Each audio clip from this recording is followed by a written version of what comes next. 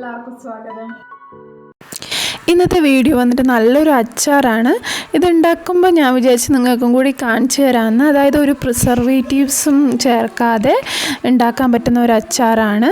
നമുക്ക് ചോറിൻ്റെ കൂടെ മാത്രമല്ല ചപ്പാത്തിക്കും ദോശക്കും ഒക്കെ അതിൻ്റെ കൂടെയൊക്കെ ഉണ്ടാക്കാൻ പറ്റുന്ന ഒരു ചെമ്മീൻ അച്ചാറാണ്. നമ്മൾ സാധാരണ അച്ചാർ ഉണ്ടാക്കുമ്പോൾ വിനാഗിരിയൊക്കെ ആഡ് ചെയ്യുമല്ലോ, പക്ഷേ ഇതിൽ വിനാഗിരിയൊന്നും ഒട്ടും ചേർക്കുന്നില്ല. അപ്പോൾ എങ്ങനെയാണ് ഉണ്ടാക്കുന്നത് നമുക്ക് നോക്കാം. അതായത് ഒരു ചീഞ്ചട്ടി അടുപ്പിൽ വെച്ചിട്ടുണ്ട്. അതിനകത്തേക്ക് നല്ലെണ്ണയാണ് ഒഴിച്ചത്, അതായത് നമ്മുടെ എള്ളെണ്ണ. ഇതിൽ എള്ളെണ്ണ എന്തുകൊണ്ടാണ് ആഡ് ചെയ്യുന്നതെന്ന് വെച്ച് കഴിഞ്ഞാൽ ബാക്കി ഏത് എണ്ണ നമ്മൾ ആഡ് ചെയ്താലും അധികകാലം നിൽക്കില്ല, നിന്നാലും ഒരു ടേസ്റ്റ് മാറിപ്പോകും.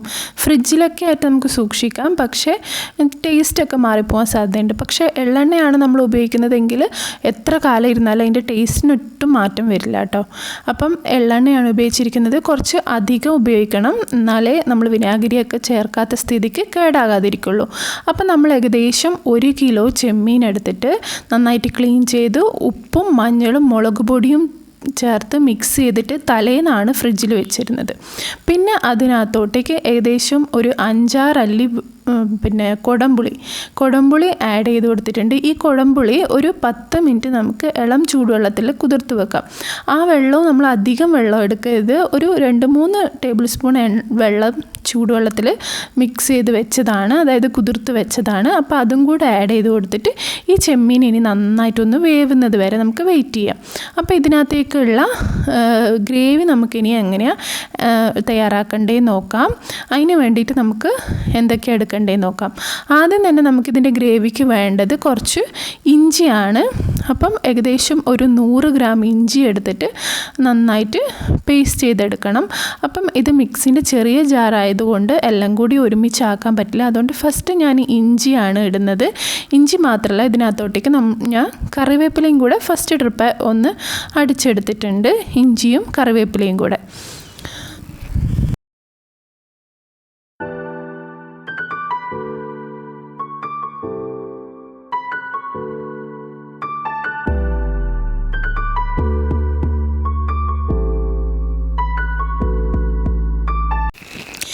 ഇഞ്ചിയും കറിവേപ്പിലയും കൂടെ അരച്ച് കഴിഞ്ഞപ്പോൾ ഇതിനകത്തോട്ടേക്ക് ഇനി കുറച്ച് പച്ചമുളകും വെളുത്തുള്ളിയുമാണ് ഇടുന്നത്. ഒരു 10 പച്ചമുളക് എടുത്തിട്ടുണ്ടായിരുന്നു, 100 ഗ്രാം വെളുത്തുള്ളിയുമാണ് എടുത്തത്.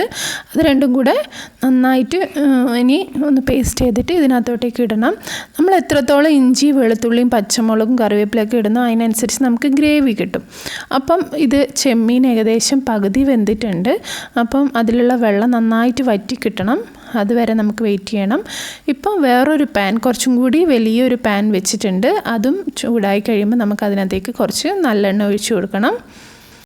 അതിനകത്തോട്ടും കുറച്ചധികം നല്ലെണ്ണ ഒഴിച്ചു കൊടുത്തിട്ടുണ്ട്. അപ്പം നല്ലെണ്ണ ഏകദേശം ചൂടായി വരുമ്പോൾ നമുക്ക് ഇനി അതിനകത്തോട്ട് കടുക് ഇട്ട് കൊടുക്കാം. കടുക് പൊട്ടിക്കഴിഞ്ഞപ്പം ഒരു 1/2 ടീസ്പൂൺ ഉലുവാപ്പൊടിയാണ്, വറുത്ത് പൊടിച്ച ഉലുവയുടെ പൊടിയാണ് ആഡ് ചെയ്തത്. പിന്നെ അത് കഴിഞ്ഞിട്ട് നമ്മുടെ വറ്റൽമുളക് ഒന്ന് ചതച്ചത്, നമ്മുടെ ചില്ലി ഫ്ലേക്സ് എന്ന് പറയുമല്ലോ, അതാണ് ചേർത്തത്. അത് ഏകദേശം ഒരു 50 ഗ്രാം വറ്റൽമുളക് എടുത്തിട്ട് പൊടിച്ചിട്ട് ഇതിനകത്ത് ചേർത്ത് കൊടുക്കുക. അപ്പോൾ അത് കഴിഞ്ഞ് നമ്മൾ ചതച്ച് വെച്ച ഇഞ്ചി വെളുത്തുള്ളി പച്ചമുളക് കറിവേപ്പില ഇതെല്ലാം കൂടി ചതച്ച് വെച്ച ആ പേസ്റ്റാണ് നമ്മൾ ആഡ് ചെയ്ത് കൊടുത്തത്. ഇനി ഇതിൻ്റെ ഒരു പച്ച മണം മാറുന്നത് വരെ, ഒരു പകുതി കുക്കാവുന്നത് വരെ നമുക്കിത് സെപ്പറേറ്റ് ആയിട്ട് ഇട്ടിട്ട് തന്നെ ഒന്ന് വേവിച്ചു കൊടുക്കാം. ഇത് രണ്ടും ഫുള്ള് ഫ്രൈ ആയിട്ട് എണ്ണ തെളിയുന്നത് വരെ നമുക്ക് സെപ്പറേറ്റ് ആയിട്ട് ഇട്ടിട്ട് നമുക്ക് വേവിച്ചെടുക്കാം. അത് കുറച്ച് പെട്ടെന്നാകും. പക്ഷേ ഇത് രണ്ടും കൂടെ ഈ പകുതി വേവിൽ മിക്സ് ചെയ്തിട്ട് ചെയ്യുവാണെങ്കിൽ കുറച്ചും കൂടി നല്ലോണം ചെമ്മീന് ഫ്ലേവർ പിടിക്കും. അങ്ങോട്ടും ഇങ്ങോട്ടും നന്നായിട്ട് മിക്സ് ആക്കാൻ വേണ്ടിയിട്ട് പകുതി വേവിലിട്ട് മിക്സ് ചെയ്യുന്നതാണ് നല്ലത്. ഞാനിപ്പോൾ ഇത് ഹാഫ് കുക്കായിട്ടുള്ള പകുതി ഫ്രൈ ആയപ്പോൾ തന്നെ മിക്സ് ചെയ്യാൻ പോവുകയാണ്. അപ്പോൾ അതാണ് കുറച്ചും കൂടി ബെറ്റർ. മറ്റേത് പെട്ടെന്നാകും സെപ്പറേറ്റായി ചെയ്താൽ.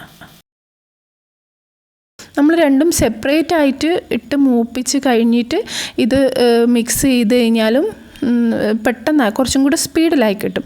അപ്പോൾ ഇത് ഏകദേശം ഇങ്ങനെ ഒരു മണിക്കൂർ നല്ല ഫുൾ ഫ്ലെയിമാണെങ്കിൽ ഫുൾ ഫ്ലെയിമിലിട്ട് അതിൻ്റെ അടുത്ത് തന്നെ ഇട്ട് നിന്ന് ഇളക്കുവാണെങ്കിൽ ഏകദേശം ഒരു മണിക്കൂർ കൊണ്ടാകും.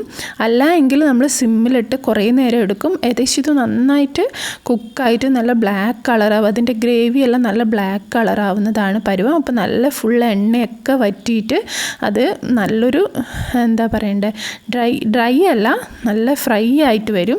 അപ്പം അതാണ് അതിൻ്റെ പരുവം.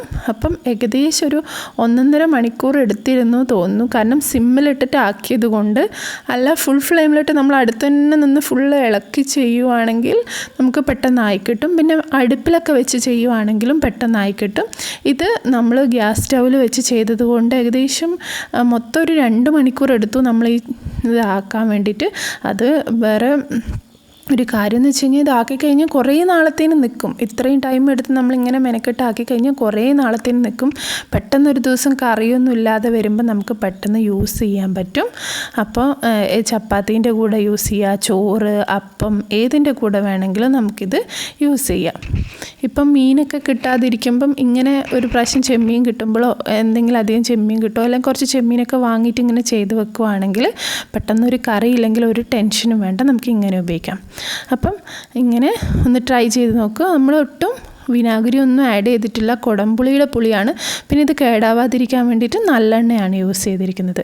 അപ്പോൾ വീഡിയോ ഇഷ്ടപ്പെട്ടിട്ടുണ്ടെങ്കിൽ എല്ലാവരും ലൈക്ക് ചെയ്യുക, സബ്സ്ക്രൈബ് ചെയ്യുക, സപ്പോർട്ട് ചെയ്യുക. താങ്ക്